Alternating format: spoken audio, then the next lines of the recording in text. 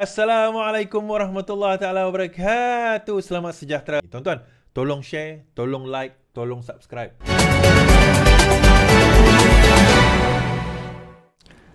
Pemimpin MIC PKR bertikam lidah isu roboh kuil lebih 100 tahun. Timbalan Presiden MIC M. Saravanan menyifatkan langkah Perdana Menteri melantik naib Presiden PKR K. Saraswati sebagai Timbalan Menteri Perpaduan ketika rombakan kabinet sebelum ini sebagai kesilapan besar. Saraswati pula meminta MIC itu agar duduk tepi dan tidak perlu sibuk dalam urusan kerajaan perpaduan. Demikian pertikam lidah dua ahli politik ini berhubung tindakan sebuah syarikat hartanah merobohkan sebuah kuil berusia lebih 100 tahun di kampung railway di Sentul Pasar Kuala Lumpur baru-baru ini. Semuanya bermula apabila syarikat itu setelah mendapat perintah mahkamah meminta pihak kuil Arul Migu Nagaman berpindah dari memberi ruang kepada pembinaan projek Pangsapuri 21 tingkat yang kini giat berjalan.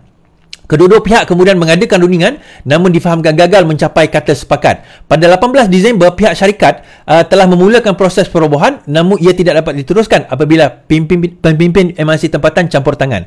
Ketika itu, Setiausaha Eksekutif MIC AK Ramalingam melawat ke lokasi dan menyatakan rasa terkejut dan kecewa dengan tindakan perobohan. Ramalingam juga mendakwa tindakan syarikat itu tidak adil kerana menurutnya rundingan masih berjalan dengan pihak pengurusan kuil. Dia turut mempersoalkan ketiadaan wakil kerajaan ketika perobohan dibuat. Bagaimanapun, Saraswati dalam satu majlis di Seremban pada hari ini mendakwa kegagalan dua timbalan Menteri Wilayah Persekutuan Pentadbiran sebelum ini iaitu Saravanan sendiri 2008-2013 dan J. Logan Balamohan 2013-18 adalah punca kuil itu tidak dapat diselamatkan. Isu kuil itu bermula sejak 2007. Saravanan dan Loga Balamohan selaku timbalan menteri gagal selesaikan isu tanah dalam tempoh itu dan menjadi ia semakin berlarutan. Saravanan dalam kenyataan balas mendakwa Saraswati sebagai tidak sesuai untuk berada dalam Kementerian Perpaduan. Saya minta dibaca dulu semula sejarah kuil itu. Isu tanah telah bermula sejak 97. Semasa saya jadi timbalan menteri wilayah, tiada satu kuil pun di Kuala Lumpur dirobohkan.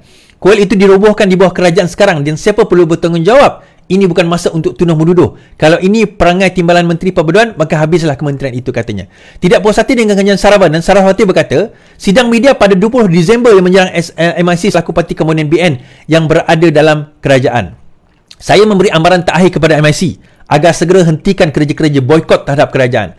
Saya minta mereka duduk tepi dan tidak perlu sibuk dengan urusan kerajaan hari ini, katanya. Saravanan pula membalas dengan berkata MIC setuju untuk bekerjasama dengan Anwar atas permintaan Presiden PKR itu sendiri. Semalam Saravanan dalam satu video berkata MIC bersetuju mengadakan Anwar setelah diminta oleh Anwar. Jika mereka fikir kami boikot, maka Anwar sendiri perlu beritahu, bukan Saraswati. Saraswati minta kami duduk tepi. Dia jadikan naib Presiden PKR dan timbalan menteri atas usaha orang lain, bukan menang dalam pilihan parti atau PRU, kata Saravanan. Perseteruan antara Saravanan dan Saraswati memang sudah diketahui. Ia bermula sejak krisis politik MIC yang menyaksikan pertemuan mendiang Sami Value ketika itu Presiden dengan timbalannya mendiang S. Subramaniam. Saravanan adalah penyokong kuat Sami Value, sementara Saraswati adalah penasihat undang-undang Jabatan Malaysia Nanban yang berpihak kepada Subramaniam ketika itu. Mereka bertembung pada PRU 15 di Parlimen Tapah. Saravanan menewaskan Saraswati dengan perbezaan 5,064 undi.